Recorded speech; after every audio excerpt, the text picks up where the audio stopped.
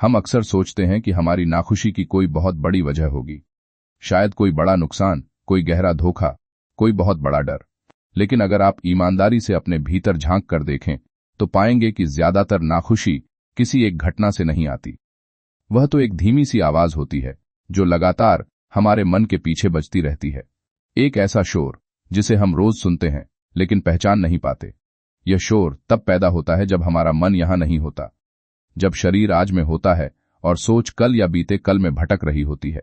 कभी हम बीते हुए कल को बदलने की कोशिश करते रहते हैं। वह बात जो कह नहीं पाए, वह गलती जो हो गई, वह अवसर जो निकल गया। मन बार बार वही लौटता है और हर बार थोड़ा और भारी हो जाता है। और कभी हम आने वाले कल से डरते रहते हैं। क्या होगा, कैसे होगा, मैं कर पाऊंगा या नहीं, लोग क्या कहेंगे। भविष्य की ये चिंताएं आज की शांति को चुपचाप खा जाती हैं। ध्यान दीजिए, हमारी ज्यादातर बेचैनी किसी वर्तमान दुख से नहीं बल्कि स्मृतियों और कल्पनाओं से बनती है। आप इस पल में बैठे हैं, सांस चल रही है, दिल धड़क रहा है, आसपास सब वैसा ही है, फिर भी मन बेचैन है। क्यों? क्योंकि मन यहां नहीं है। यही वह लगातार चलता हुआ बैकग्राउंड शोर है। यह चिल्लाता नहीं, बस फुसफुसाता है और हम थक जाते हैं। समाधान बहुत कठिन नहीं है, लेकिन अभ्यास मांगता है। जागना सीखिए। जागना मतलब इस पल को देखना, इस सांस को महसूस करना, इस शरीर को समझना, इस क्षण को स्वीकार करना। जब आप खाना खा रहे हों तो बस खाना खाइए, जब चल रहे हों तो बस चलिए, जब किसी से बात कर रहे हों तो पूरी तरह वहीं रहिए। मन को बार बार लौटाना पड़ेगा, वह भागेगा, भटकेगा, लेकिन हर बार प्यार से उसे आज में वापस लाइए। आज में लौटना सीखिए, क्योंकि जीवन कल में नहीं जिया जा सकता और कल की तैयारी में आज को खो देना सबसे बड़ी भूल है। जो बीत गया वह शिक्षक था, जो आने वाला है वह संभावना है, और जो अभी है वही जीवन है। जब आप आज में रहना सीख जाते हैं तो नाखुशी अपने आप हल्की होने लगती है, शोर धीमा पड़ने लगता है और भीतर एक शांति जन्म लेती है जिसे शब्दों में समझाया नहीं जा सकता, सिर्फ जिया जा सकता है। जिंदगी एक सवाल है और हर इंसान इस सवाल को अपने अपने तरीके से जीता है। कुछ लोग इसे बोझ की तरह ढोते हैं, कुछ लोग इसे चुनौती की तरह लेते हैं और कुछ लोग इसे एक यात्रा की तरह समझते हैं। लेकिन सच यह है कि जिंदगी तभी साफ दिखाई देती है जब इंसान के पास कोई मकसद होता है। मकसद का मतलब सिर्फ बड़ा नाम, बड़ा पैसा या बड़ी पहचान नहीं होता। मकसद का मतलब होता है सुबह उठने का कारण, थक जाने के बाद भी चलते रहने की वजह और अकेलेपन में भी खुद से जुड़े रहने की शक्ति। बहुत से लोग कहते हैं, मुझे अपनी जिंदगी का मकसद नहीं पता। लेकिन असल में समस्या यह नहीं है। असल समस्या यह है कि लोग भविष्य में जीना चाहते हैं और वर्तमान को नजरअंदाज कर देते हैं। याद रखिए, मंजिल हमेशा भविष्य में होती है, लेकिन कदम हमेशा अभी में होता है। आप कल के सपने देखते देखते अगर आज का कदम भूल गए तो कल खुद आपसे दूर चला जाएगा। जिंदगी ऐसे नहीं बदलती कि एक दिन अचानक सब ठीक हो जाए। जिंदगी बदलती है रोज के छोटे छोटे कदमों से। जो इंसान आज अपने भीतर अनुशासन नहीं ला पाता, वह कल की आजादी का आनंद नहीं ले सकता। हम सब चाहते हैं कि हमारी जिंदगी खास हो, हमारी पहचान अलग हो, लोग हमें याद रखें। लेकिन कोई यह नहीं सोचता कि इसके लिए आज मुझे क्या करना होगा। मकसद कोई आसमान से गिरने वाली चीज नहीं है। मकसद बनता है आपके रोज के चुनावों से। आज आप किस सोच को चुनते हैं, आज आप किस आदत को अपनाते हैं, आज आप किस डर से भागते हैं और किस डर का सामना करते हैं। बहुत से लोग कहते हैं अभी समय सही नहीं है, लेकिन सच यह है, समय कभी सही नहीं होता, आपको सही बनना पड़ता है। अगर आप आज खुद पर काम नहीं करते तो भविष्य में हालात आप पर काम करेंगे। जिंदगी में सबसे बड़ा धोखा इंसान खुद को देता है जब वह कहता है कल से शुरू करेंगे। कल कभी नहीं आता, आता है सिर्फ आज, और आज ही वह जगह है जहां से आपकी पूरी यात्रा बदल सकती। अगर आप आज एक कदम पीछे हटते हैं तो मंजिल आपसे एक कदम और दूर चली जाती है। मकसद का मतलब यह नहीं कि आपको सब कुछ पता हो। मकसद का मतलब यह है कि आप रुके नहीं, चलते रहें, सीखते रहें, गिरें तो उठें और खुद से ईमानदार रहें। जिंदगी उन लोगों को नहीं चुनती जो सबसे ज्यादा जानते हैं। जिंदगी उन लोगों को आगे बढ़ाती है जो रोज खुद को बेहतर बनाते हैं। आपकी यात्रा अनोखी है, आपकी तुलना किसी से नहीं हो सकती, लेकिन आपकी जिम्मेदारी आपसे छीनी नहीं जा सकती। अगर आप अपने कदम को संभाल लेंगे तो मंजिल खुद आपका इंतजार करेगी। लेकिन अगर आप हर दिन आलस, डर और बहानों के साथ समझौता करते रहे तो एक दिन मंजिल भी आपसे समझौता कर लेगी। और सबसे दुखद बात यह होगी कि तब आपके पास खुद को दोष देने के अलावा कोई नहीं होगा। जिंदगी बहुत कुछ सिखाती है, लेकिन सिर्फ उन्हें जो ध्यान से सुनते हैं। हर कठिनाई एक संकेत है, हर असफलता एक संदेश है, और हर दर्द एक शिक्षक है। मकसद वाला इंसान दर्द से भागता नहीं, वह दर्द से सीखता है। वह जानता है कि अगर आज मैं मजबूत नहीं बना तो कल मुझे टूटना पड़ेगा। इसलिए आज खुद से एक वादा कीजिए कि आप अपने कदम को हल्का नहीं समझेंगे। चाहे कदम छोटा हो लेकिन ईमानदार हो, चाहे रफ्तार धीमी हो लेकिन दिशा सही हो।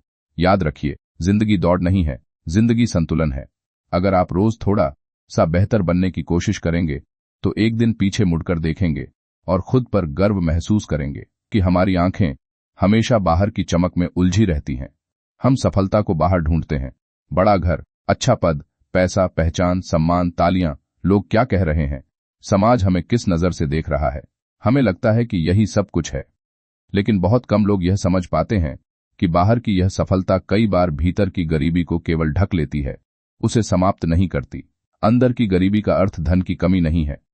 अंदर की गरीबी का अर्थ है मन का खाली होना, आत्मा का थक जाना, अपने आप से संवाद टूट जाना।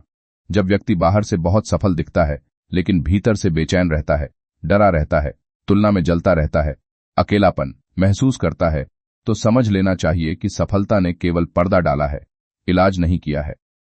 आज की दुनिया में बहुत लोग ऐसे हैं जिन्होंने दुनिया जीत ली लेकिन खुद को खो दिया। उन्होंने दूसरों की अपेक्षाओं को पूरा करते करते अपनी ही आवाज सुनना बंद कर दिया। उन्होंने दौड़ जीत ली पर यह भूल गए कि वे दौड़ किस लिए रहे थे। जब रात को सब सो जाते हैं और सन्नाटा होता है, तब उनका मन सवाल पूछता है, क्या यही मैं था? क्या यही मेरा जीवन था? क्या इसी के लिए मैंने अपने भीतर की शांति कुर्बान कर दी? असल हार वहीं से शुरू होती है जहां आदमी खुद से दूर हो जाता है।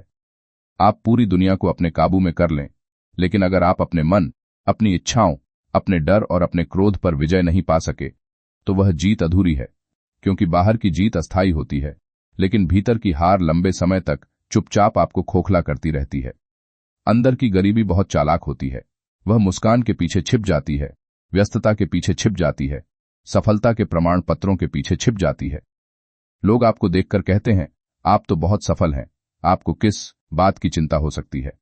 लेकिन केवल आप जानते हैं कि भीतर कितनी अशांति है, कितनी थकान है, कितनी अधूरी इच्छाएं हैं। इसलिए जीवन का पहला लक्ष्य बाहर जीतना नहीं, भीतर जीतना होना चाहिए। भीतर जीतने का अर्थ है अपने मन को समझना, अपनी सीमाओं को स्वीकार करना, अपनी कमजोरियों से लड़ना नहीं बल्कि उन्हें जानना। जब आप भीतर जीतते हैं तब आपको दुनिया से प्रमाण नहीं चाहिए होता। तब आपकी खुशी दूसरों की राय पर निर्भर नहीं रहती। जब भीतर की जीत होती है तो बाहर का खेल अपने आप हल्का हो जाता है। तब पैसा साधन बनता है, लक्ष्य नहीं। तब पद जिम्मेदारी बनता है, अहंकार नहीं। तब प्रशंसा आनंद देती है, लत नहीं बनती।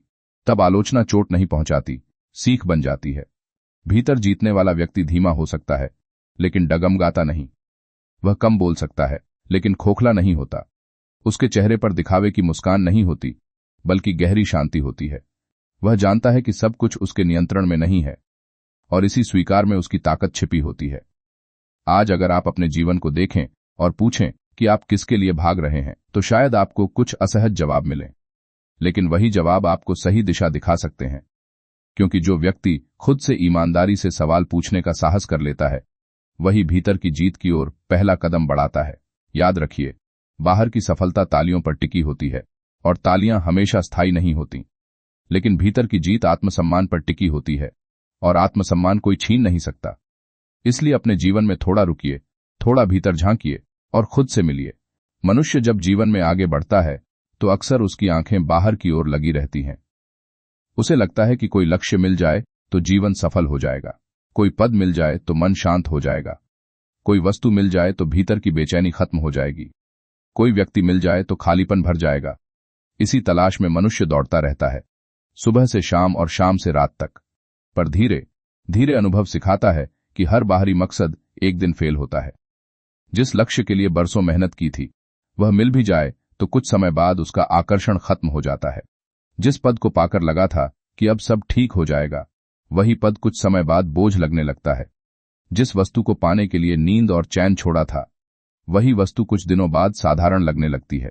क्योंकि यह सब नश्वर है, यह सब बदलने वाला है, यह सब समय के साथ मिट जाने वाला है। मनुष्य की सबसे बड़ी भूल यही है कि वह स्थायी सुख को अस्थायी चीजों में खोजता है। वह उस जगह शांति ढूंढता है जहां शांति टिक ही नहीं सकती। वह उस चीज से संतोष चाहता है जिसका स्वभाव ही बदलना है। इसीलिए जीवन में बार बार टूटन आती है। बार बार निराशा आती है, बार बार खालीपन महसूस होता है। लेकिन समस्या बाहर नहीं है, समस्या अंदर की चेतना में है। अक्सर लोग पूछते हैं कि सही रास्ता कौन सा है, सही निर्णय कैसे लें, सही लक्ष्य क्या है, सही जीवन कैसे जिया जाए। पर बहुत कम लोग यह पूछते हैं कि अभी इस पल मेरी चेतना की स्थिति क्या है, अभी मेरे भीतर कैसी जागरूकता है, अभी मेरा मन किस दिशा में बह रहा है। अभी की चेतना की गुणवत्ता ही जीवन की असली दिशा तय करती है। अगर चेतना अशांत है तो सबसे बड़ी उपलब्धि भी बोझ बन जाएगी। अगर चेतना भटकी हुई है तो सबसे सुंदर संबंध भी दर्द दे देगा। अगर चेतना सोई हुई है तो सबसे बड़ा अवसर भी हाथ से निकल जाएगा। लेकिन अगर चेतना स्पष्ट है, शांत है, जागरूक है, तो साधारण जीवन भी गहरा आनंद बन सकता है। यही वह बिंदु है जहां जीवन की असली यात्रा शुरू होती है, बाहर से अंदर की ओर, लक्ष्य से जागरूकता की ओर, पाने से समझने की ओर। जब मनुष्य यह समझने लगता है कि सब कुछ नश्वर है, तब उसके भीतर एक नई परिपक्वता जन्म लेती है। वह चीजों को पकड़ने के बजाय उन्हें समझने लगता है। वह परिणाम के पीछे भागने के बजाय प्रक्रिया में जीने लगता है। वह जान जाता है कि जो आया है वह जाएगा, जो मिला है वह छूटेगा, जो बना है वह टूटेगा, लेकिन जो देख रहा है, जो जान रहा है, जो साक्षी है, वह नहीं टूटता।